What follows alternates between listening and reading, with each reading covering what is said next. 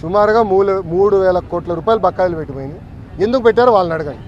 కోడిగుడ్డుని అడగండి ఒకసారి, ఎందుకు బకాయిలు పెట్టిపోయినాడు. 3,000 కోట్ల రూపాయలు మేము కట్టాల్సిన అవసరం, కడతాం, టైం పడుతుంది.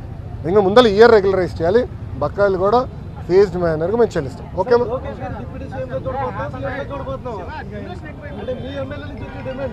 తెలుగుదేశం పార్టీ కార్యకర్తగా చూస్తున్నారు అంతే, నాకు అవసరం లేదు అనా. ఒక్క నిమిషం, చంద్రబాబు నాయుడు గారు నాకు ఏ బాధ్యత ఇచ్చినా ఆహర్నిశలు నేను కష్టపడతా, పని చేస్తా, పార్టీని బలోపేతం చేస్తా.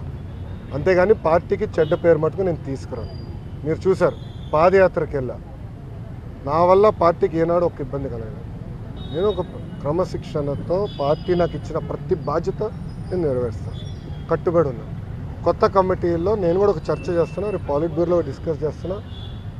ఒక వ్యక్తి ఒక పదవిలో 3 టర్ముల కన్నా ఎక్కువ ఉండకూడదు నేను వ్యక్తిగతంగా నమ్ముతాను. అది నా వ్యక్తిగత